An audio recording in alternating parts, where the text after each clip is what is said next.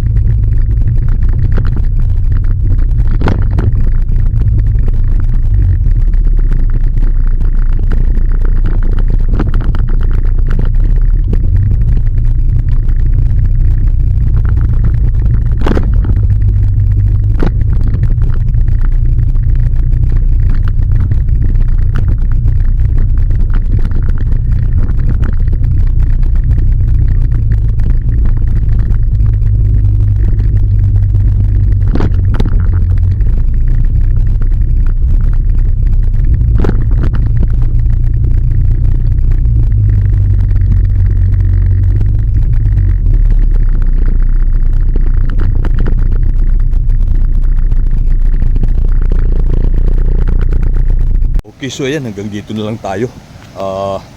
Maglakad na lang tayo papunta dun sa baba. Pang itong sila ate, hindi na makatawid papunta dun sa kabila. Umaga po, di na kayo makatawid So naglakad na lang tayo kasi mukhang baha na. At ito makikita nyo na yung kondisyon at sitwasyon dito sa tulay papunta sa Kalugkog. Ayan So kikita nyo, umapaw na talaga. So napakadelikado na para sa mga motorista, residente na nakatira doon sa kabila doon sa pabahay. So ayan, ganyan na yung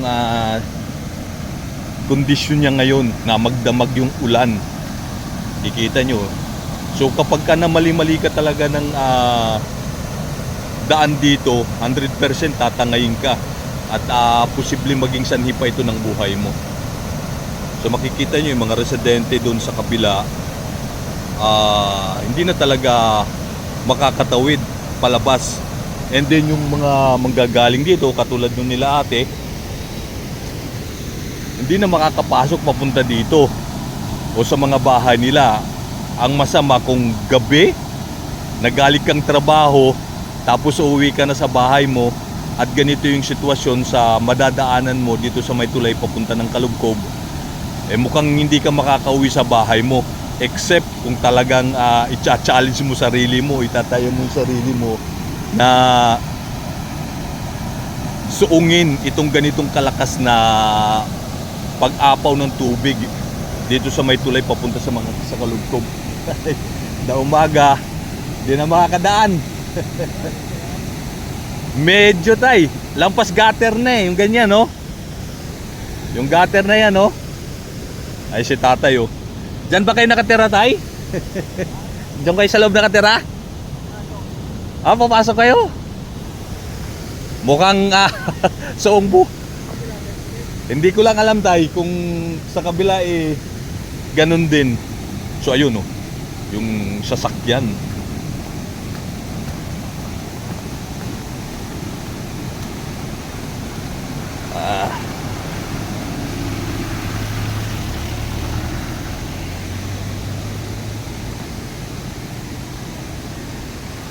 So dito sa kabila, ito ganito yung sitwasyon na dito.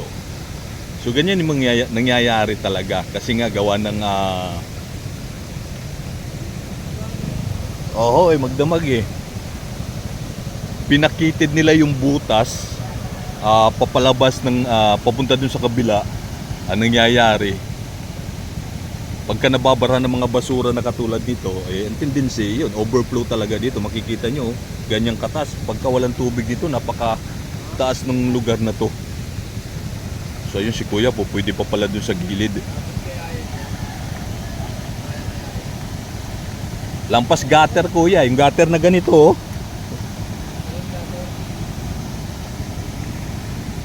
Ay, sila ate bumalik na lang, hindi na nagpuwersa. So ganito mangyayari. Ayan talaga, oh. Mukhang hindi natin alam kung bakit ganito yung pagkakadesign talaga ng tulay na to, So para sa akin, opinion ko, pwede naman nilang itaas, lagyan ng poste, 'di ba? Tapos yung butas, di mo na kailangan lagyan ng bilog na ganun para maging daluyan ng tubig. Hindi mo na lang sana inopen para yung mga tubig na manggagaling dito mas makakadali papunta dun sa kabila. So nangyari kasi ginawan lang ng bilog So yung mga basura nito, pagka bumara na talaga dun sa bilog, ayan na. Hindi pa nga ganun kalakas yung yung ulan usually. Kumbaga banayad lang siya. Lalo na kapag malakas ang ulan. Ito sila kuya, medyo nagdadalawang isip na kung tatawid pa rito. Kung ano ba. Ayun nga kuya. Ay hindi ng problema. Kung lulusot ka din lang naman doon, di ba hindi ka lang umikot kuya papunta din sa kabila? Labas ng highway, tapos pasok ng may sa San Roque. So ayan, ito na, ganyan talaga yung sitwasyon na yun. Si kuya din nag-aalangan na rin lumabas. Ang mas kawawa dito, pagkagaling kang trabaho tapos gabi, pauwi ka na sa bahay mo at ganito na yung sitwasyon dito at kondisyon nitong tulay na to, paano na gagawin mo? Pagpapalipas ka talaga ng magdamag sa labas. Ayos kuya, subukan niya.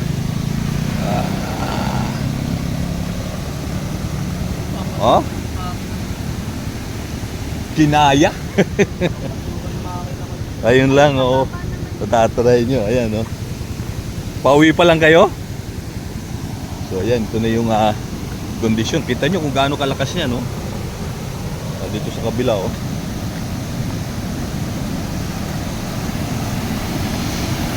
Nakakatakot talaga, lakas, ganyan yung kaluyong.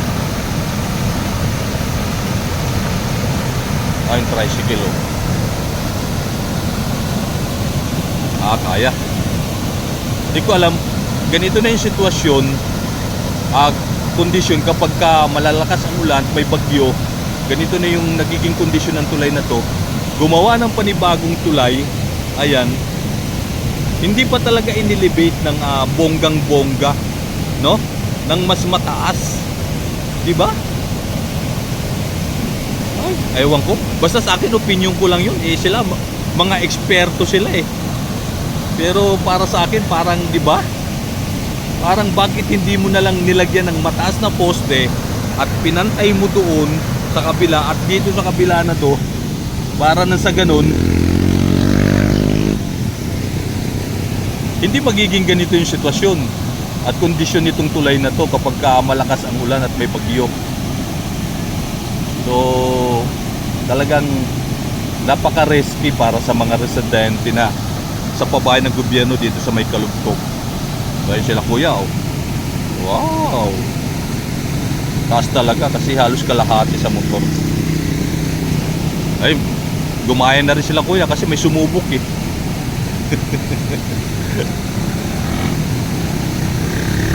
Pwede pa, pero kapag sadyang malakas, ayun sila kuya, hindi na nagpigil.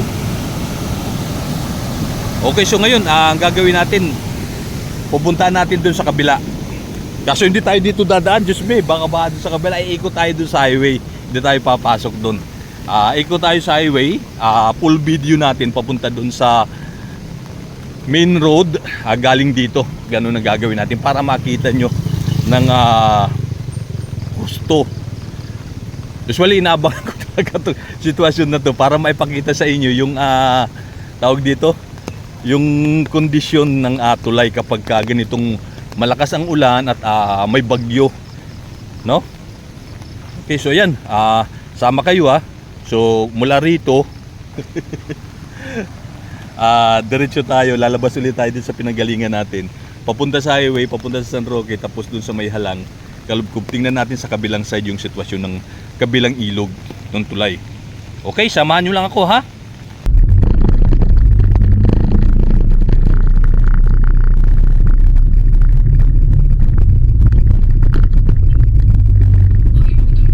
So ayan, babalik tayo. Lalabas ulit tayo dito sa may Erika Luisville.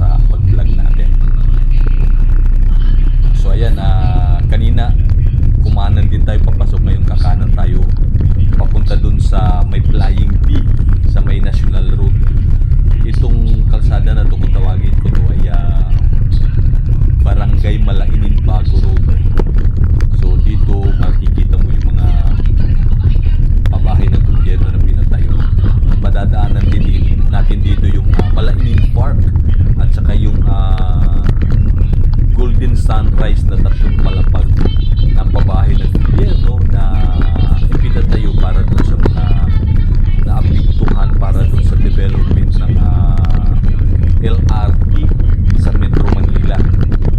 So lahat ng mga tinamaan ng mga residente, so karamihan dito nire-relocate sa tatlong palapag na ginagawa.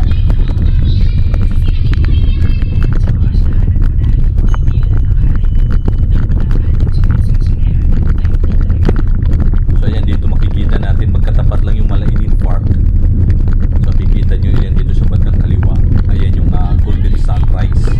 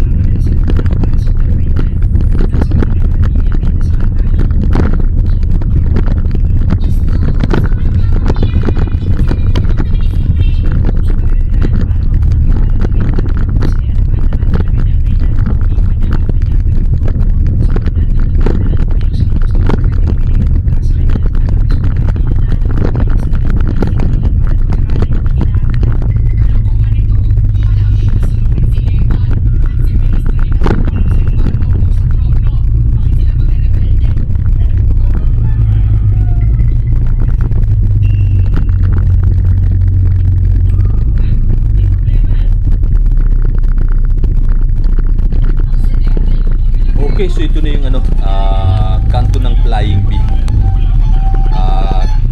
Kakanan na tayo dito papunta ng Manila para dun sa crossing ng San Roque. Pagka kumaliwa ka, papunta na yun ng Maragondon, Ternate, Nasugbu, Batangas, Capiang Tunnel.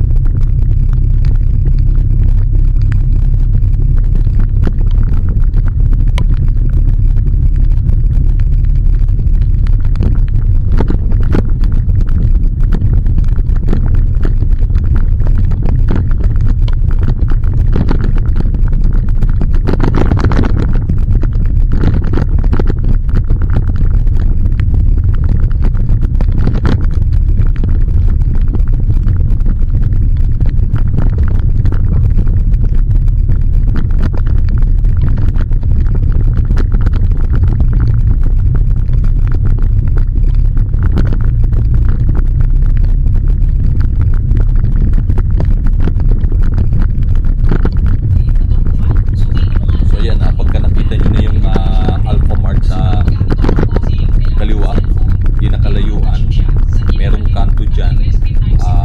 Papasok tayo, kakanan tayo sa bandang kanan para papunta na doon sa walong butas na tawag. Katulad yung tricycle na yun na pumana niya, susundan lang natin yan. So dire-diretso lang tayo sa loob.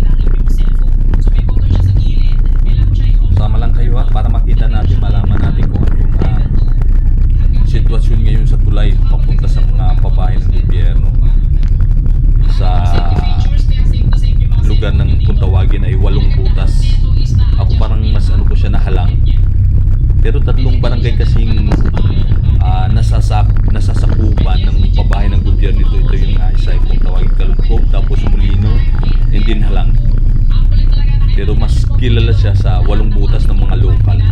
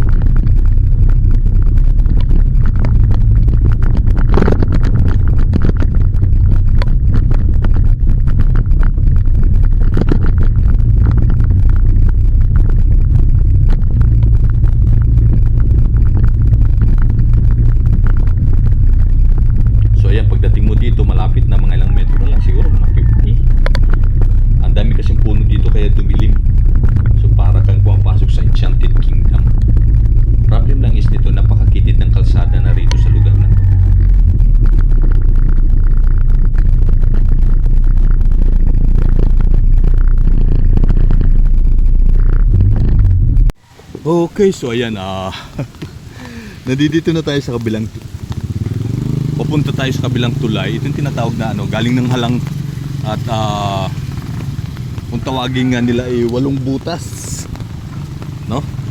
Lakad na lang tayo at mukhang nakakadaan pa naman yung mga sasakyan dito sa kabilang tulay. Problema nga lang talaga yan, kitid, tapos pagbaba rito, palusong rito, sira-sira na yung kalsada. Okay, hindi pa naman umaapaw yung tubig, hindi pa nagbabaha. Pero kapag talagang malakas ang ulan dito at may bagyo, wala, umaapaw din itong tulay na to. Pero sa ngayon hindi pa siya umaapaw, doon pa lang sa kabilang sa kabilang tulay. Magaling, maganda. So hindi pa talaga ganun kaano yung kalakas yung ulan. Tumba na itong kawayan, no? Lakas ang hangin. Okay, so si kuya hindi magandang kasi may sasakyan sa kabila. Kaya magbibigay muna.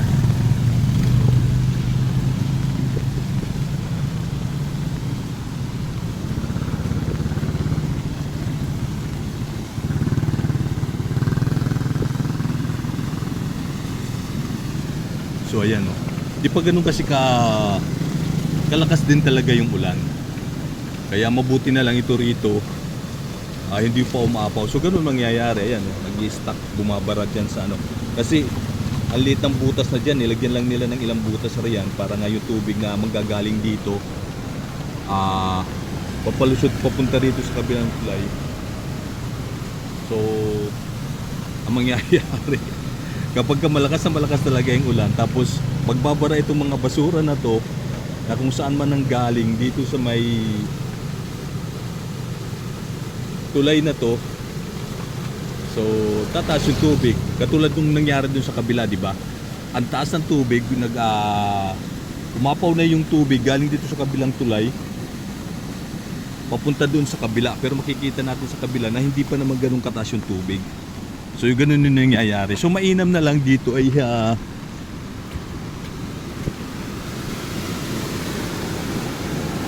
hindi pa siya umaabot, hindi pa umaapaw. Kikita nyo kung gaano kalakas, oh. Kakatapos. Ayun, oh. Ganun kasi yung ginawa.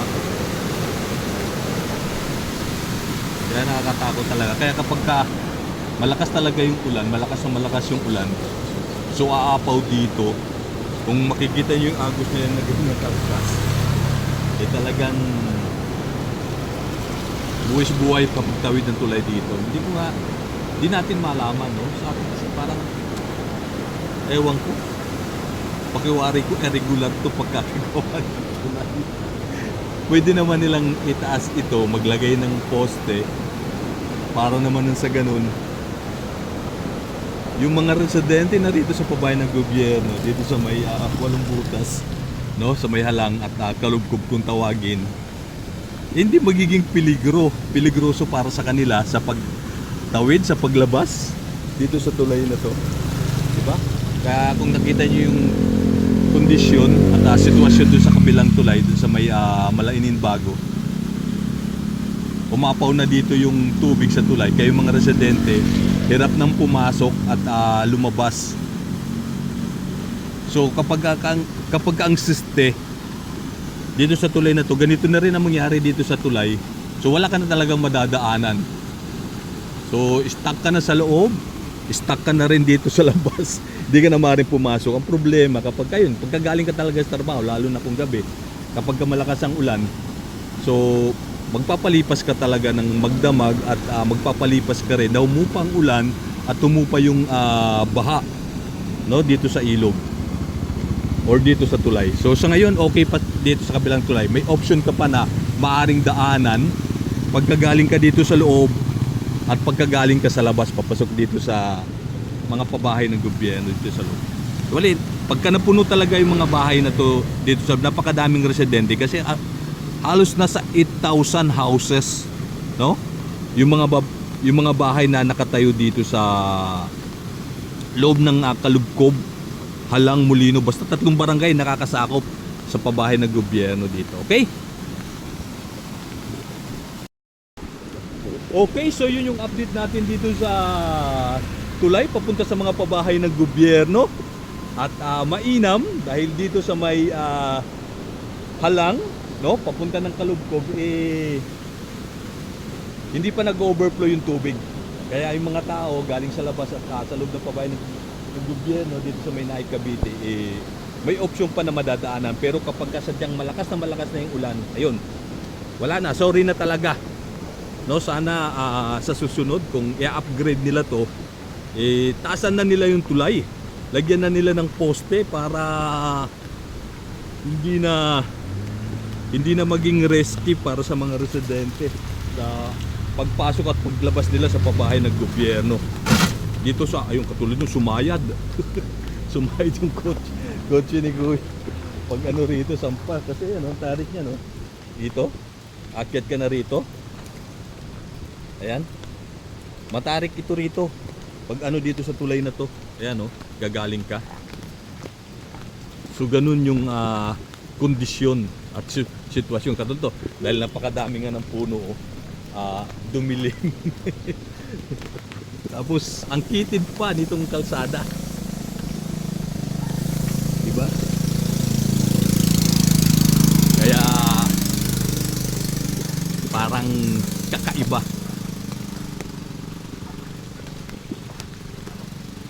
So yun nga, sa akin lang naman opinion ko lang naman yun, bakit nga ganun yung pagkakagawa nila ng tulay.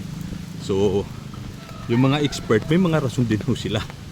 Pero kung titingnan naman ho ninyo yung kondisyon, hiningal ako pag akyat, matarik ko kasi talaga. Yung sitwasyon ng tulay, so yun yung nagiging problema.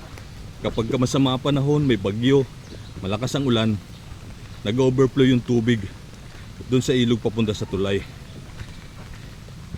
So sa lakas ng daloy ng tubig, wala. Hopeless na mangyayari. Ayan.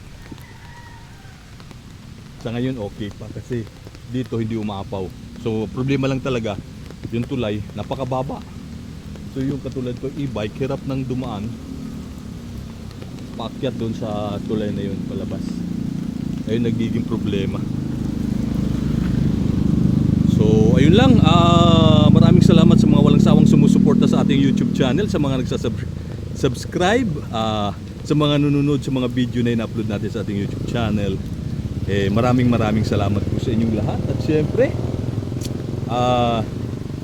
talagang chinempuhan ko itong ganitong ano ng panahon para may pakita ko sa inyo kung ano yung nagiging sitwasyon o kondisyon ng tulay papunta sa mga pabahay ng gobyerno.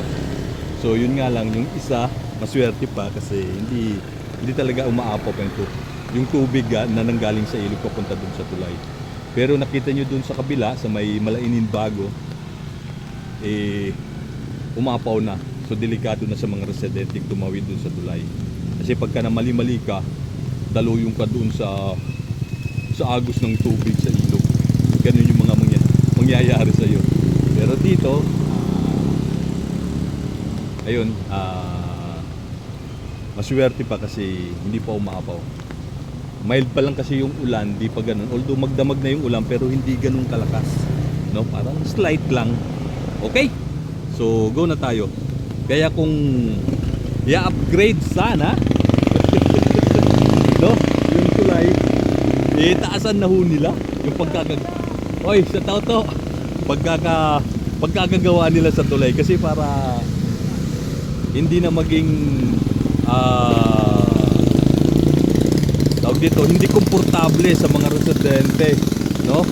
Sa pabahay ng gobyerno dito sa may Kalugkob o Walong Butas kung tawagin. Dahil yung lugar na to, kung saan nakatayo yung pabahay ng gobyerno, napapaikutan talaga ng ilog. So kabilaan parang paikot. Ito sa kabila nga rito, galing tayo doon sa kanina sa ano, may ilog din yan, parang papunta doon sa kabila at doon sa kabila, ikot din yung papunta doon sa kabila. Kaya kapag umapaw na yung tubig sa tulay, wala ka na talaga madadaanan. Sorry na. So napapahaba na yung kwentuhan natin. Go na tayo. Thank you sa lahat.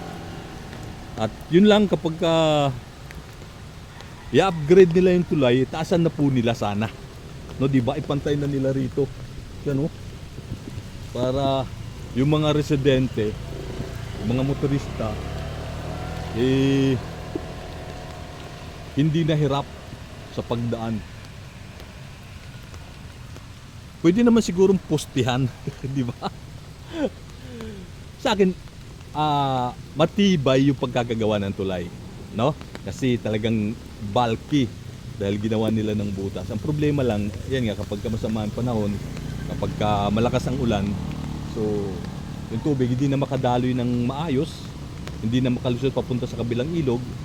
So ang tendency niyan, may yung tubig sa kabila, so tataas at mag-overflow sa tulay. So yun yung problema. So go na tayo.